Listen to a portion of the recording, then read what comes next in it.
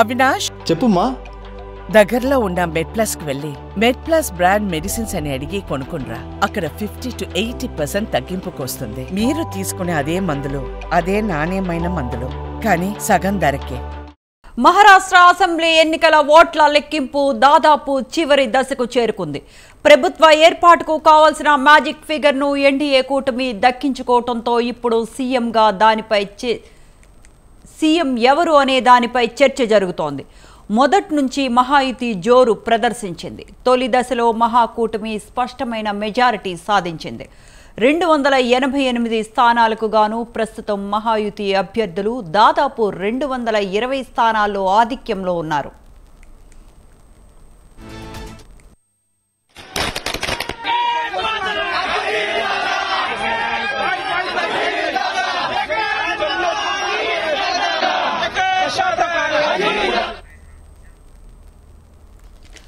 మహాకూటమిలో BJP 100కు పైగా సీట్లు గెలుచుకుంది. 2014లో అత్యధిక స్థానాలు గెలుచుకున్న బీజేపీ రికార్డును బద్దలు కొట్టే అవకాశం ఉంది. బీజేపీ 122 స్థానాల్లో ఆధిక్యంలో ఉంది. ఇదే జోరు కొనసాగితే బీజేపీ ముఖ్యమంత్రి అయ్యే అవకాశాలు బలంగా కనిపిస్తూ ఉన్నాయి.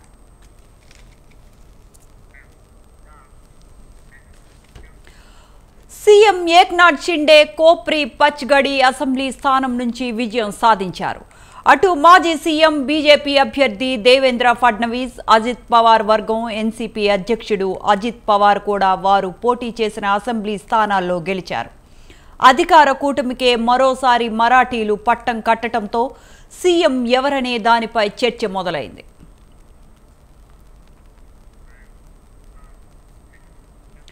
ఈ క్రమంలో సీఎం ఏక్నాథ్ షిండే మీడియా ముందుకు వచ్చి మాట్లాడారు. అధికార కూటమికే మళ్లీ పట్టం కట్టిన మహారాష్ట్ర ప్రజలకు ఆయన కృతజ్ఞతలు తెలిపారు.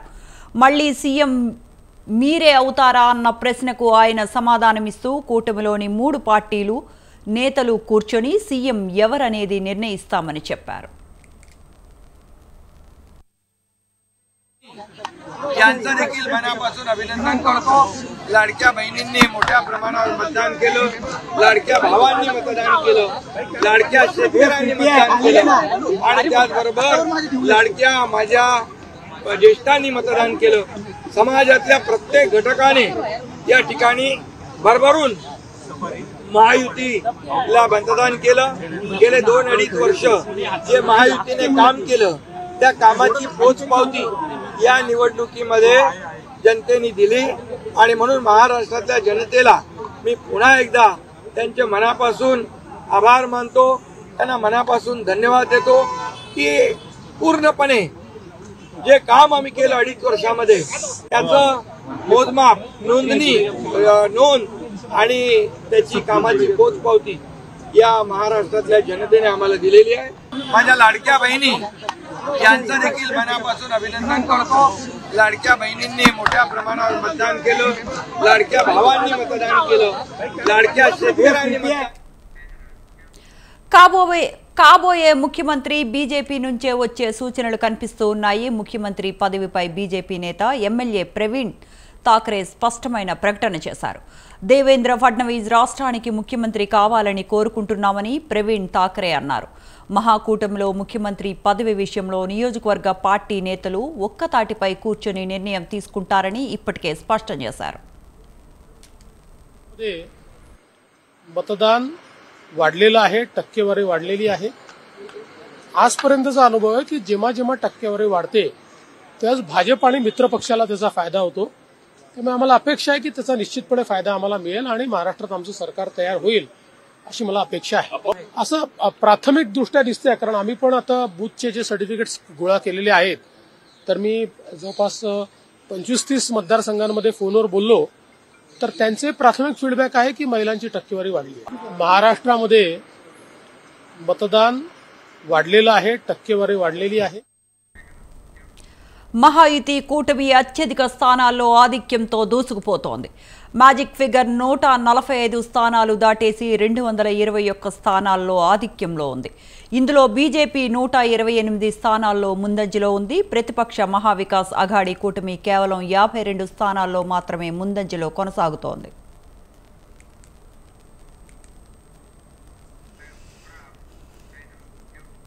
మహారాష్ట్ర ఎన్నికల ఫలితాలపై శివసేన నేత సంజయ్ రౌత్ సంచలన వ్యాఖ్యలు చేశారు.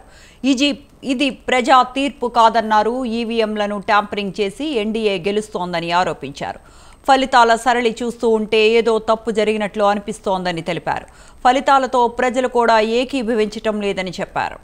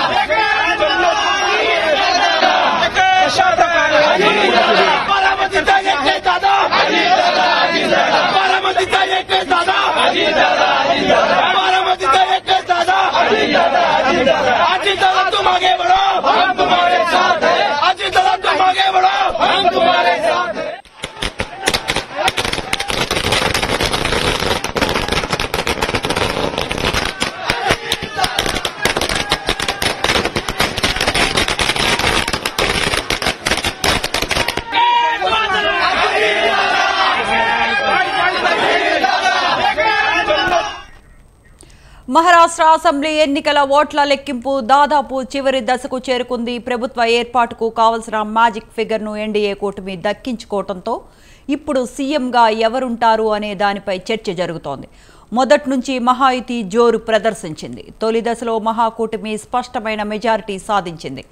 288 స్థానాలకు గాను ప్రస్తుతం మహాయుతి అభ్యర్థులు దాదాపు 220 స్థానాల్లో ఆధిక్యంలో ఉన్నారు.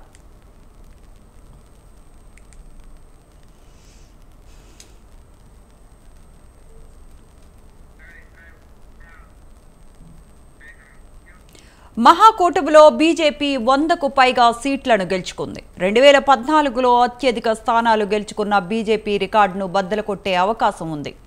బీజేపీ 122 స్థానాల్లో ఆధిక్యంలో ఉంది. ఇదే జోరు కొనసాగితే బీజేపీ ముఖ్యమంత్రి అయ్యే అవకాశాలు బలంగా కనిపిస్తుంది.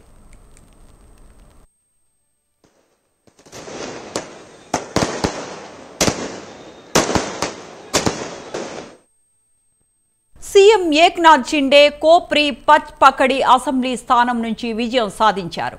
అటు మాజీ సీఎం బీజేపీ అభ్యర్థి దేవేంద్ర ఫడ్నవీస్, అజిత్ పవార్ వర్గం ఎన్సీపీ అధ్యక్షుడు అజిత్ పవార్ కూడా వారు పోటీ చేసిన అసెంబ్లీ స్థానాల్లో గెలిచారు. అధికార కూటమికే మరోసారి మరాఠీలు పట్టం కట్టడంతో సీఎం ఎవరనే దానిపై చర్చ స్టార్ట్ అయింది.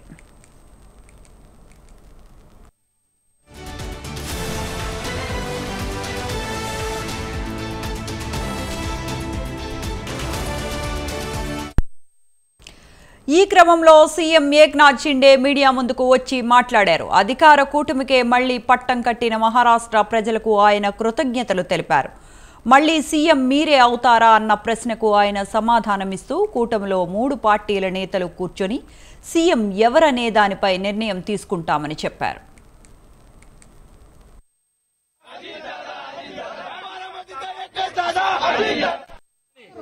या ठिकाणी भरभरून महायुतीला मतदान केलं.